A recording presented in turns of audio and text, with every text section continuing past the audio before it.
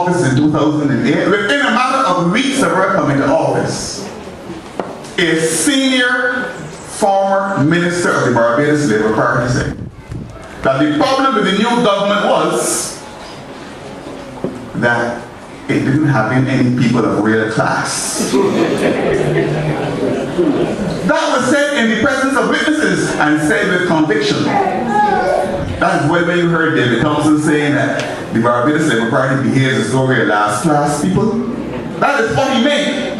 Because as long ago as 1971, and as I said, it is immortalized in a campaign song that was used by us in 1971, that the decent people follow the Barbados Labour Party, and the DLP only takes the rest. So I just want to disabuse you here this evening of any notion. If you think that you're regarded by them as decent, forget it. You belong to the rest. But the rest are going to show them when the next election is called who is who. Because we don't mind all the talk you're hearing. This is a good example of what political propaganda is about. If all the things that they were saying were true, they would be rejoicing. But they're saying these things with a frown on their faces. They're saying that we are going to lose and things are bad in the DLP and we don't have a leader and so on with a frown on their faces. They're rejoicing because they know it is not true. But it is a tactic to try to destabilize the Democratic Labour Party. Because they thought, as Irene correctly said, that after David's illness and unfortunate passing, that we were going to be plunged into disarray, that there would be a call nationally for stability, and that is why Mr. Arthur came back and positioned himself to be the stability figure. Because we were supposed to implode, and everything was supposed to, as people say, shackle out. And he was supposed to march in like a knight in shining armor to impose stability. When that did not happen, they were left baffled, and they are still baffled today. But let them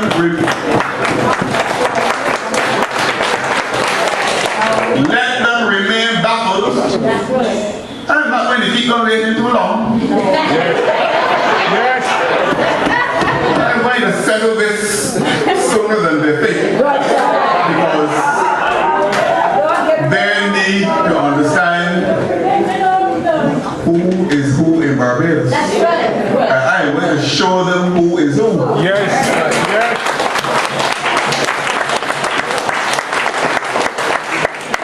I do not want to hear them or their publicists praising me.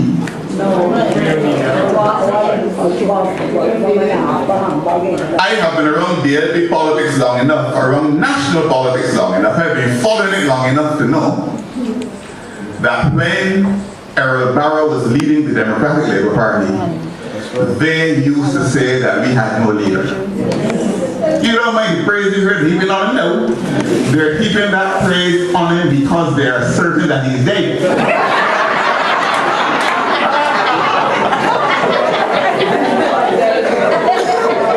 But when he was alive and kicking, the country was told that we had no leader.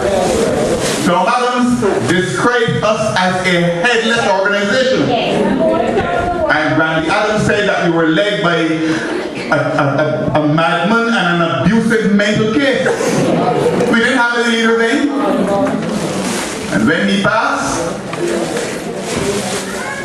the guns were then aimed at his successor, Erskine Sandyford. He was no leader either. He wore the wrong suits, he wore the wrong glasses, he talked the wrong way. Everything was wrong with him. When he left, the guns were then aimed at David Thompson. He had a credibility problem. The people would never ever elect him to government. He had a credibility problem. When he wasn't too immature, they were saying he had a credibility problem. When he stepped aside for a while, and a political carpetbagger passed through the Democratic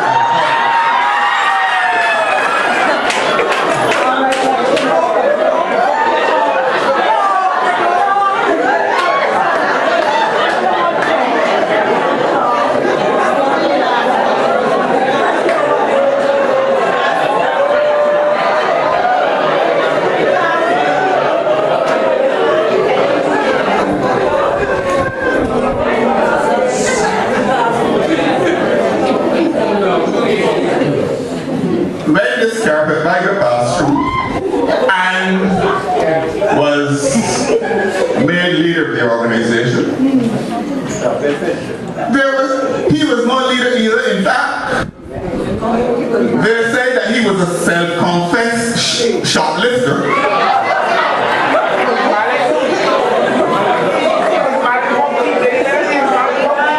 That is in the records of the House of Assembly.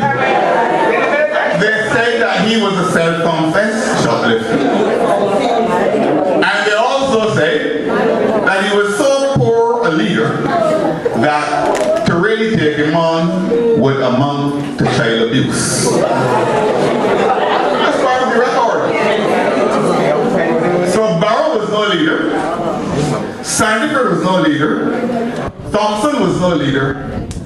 What do you expect them to say that Shirley won?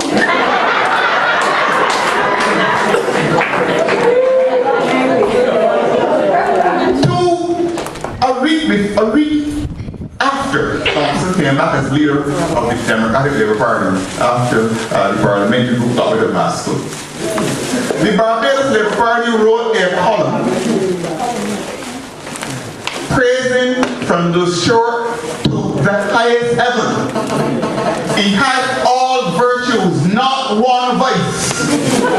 And they asked the question, how could a man with all of these qualities contain himself to be led by somebody like David Thompson?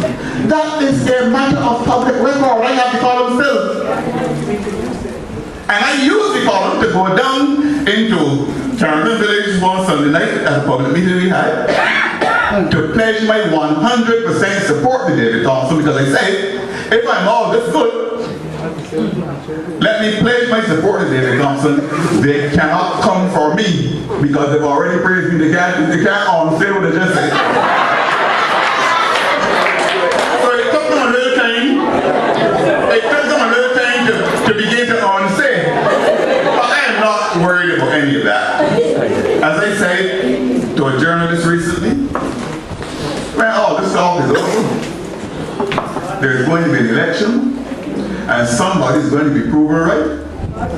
And somebody's going to be proven wrong. I don't know what all the fuss is about. There is going to be an election in Barbados. And somebody is going to be proven right. And somebody is going to be proven wrong. I know this though. I intend to be proven right on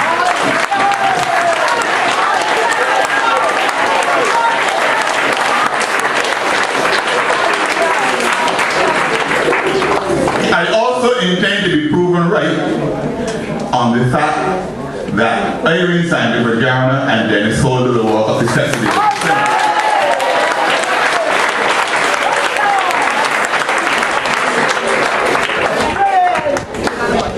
Love you, Prime Minister.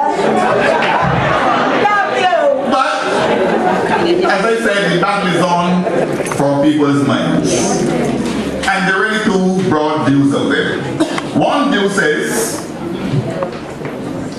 that, and this is the view of the Democratic Labour Party, that we had inherited the country at a time when the world was about to go through its worst crisis in 100 years. And that in the context of the worst recession the world has seen in 100 years, some people say since the Great Depression. I go further back because during the Great Depression in the 1930s and so on, Barbados was still a colony. All the countries in the Caribbean were still colonies. and their mother countries were responsible for them. Britain was responsible for us. France was responsible for her colonies in the Caribbean, and so on. So, but in this set of circumstances, we are responsible for ourselves. So that the effects of this recession are being more cruelly felt and being felt in a more expansive way than what was felt during what was called the Great Depression. We say that we inherited the country in these circumstances. And that in the context of these very difficult circumstances, which have impacted on countries far more powerful than ours. In 2009, when President Obama got sworn in as president, 750,000 Americans were losing their jobs per month.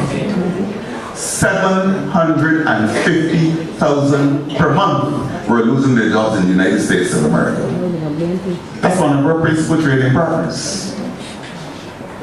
The United Kingdom was then, and still is now, going through its worst crisis since the 1930s. In fact, that country has now slipped back into a recession. That is our principal source market for tourism. Here in the Caribbean, our Caribbean countries are all poor developing countries. And if the wealthy are having a difficult time, the poor countries have to exhibit some maturity and some signs of caution so that they do not run themselves into serious trouble. The Caribbean is our third largest source market for tourism. And in Canada, which weathered the storms better than most countries for a while, Canada is now feeling the full effects of the recession, and people in Canada have started to lose their jobs. The Prime Minister had to send a letter out to all of his cabinet ministers, begging them or instructing them to manage how they spent the money because things were rough. That's what's happening up there. And we, here in Barbados, inherited a government in those circumstances. We say that we have done the best that we could do in those circumstances.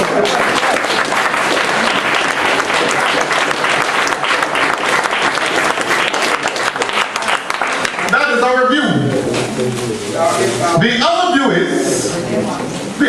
is, and this is the Barbados Labour Party's view, and their publicists,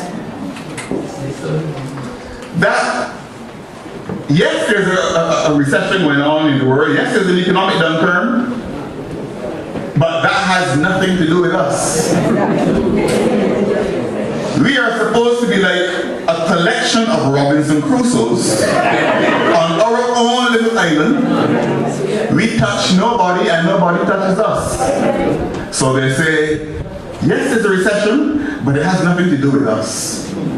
And in the context of the recession having nothing to do with us, this government, so the Barbados Labour Party says, and so their publicists say, has done nothing of value over the last 4 years. Those are the two currents of thought at present prevailing Barbados. Now let me respond to a lot of that.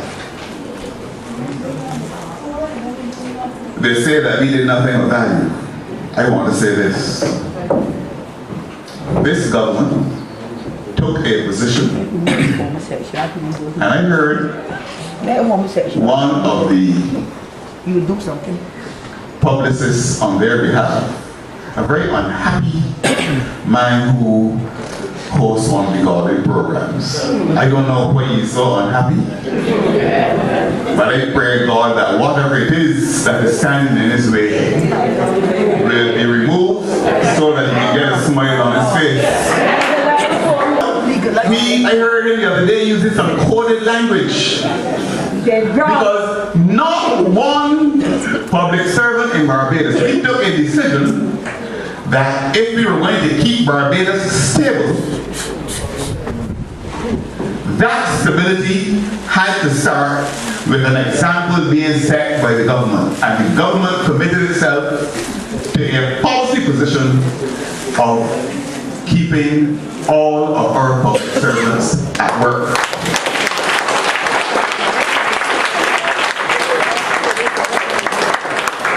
So while budgetary measures in the United Kingdom, introduced by the new government, the new Cameron government, the new Chancellor of the Exchequer, George Osborne, while budgetary measures there led or were supposed to lead to the loss of over 500,000 public service jobs, the government of Barbados committed itself to keeping all public servants employed.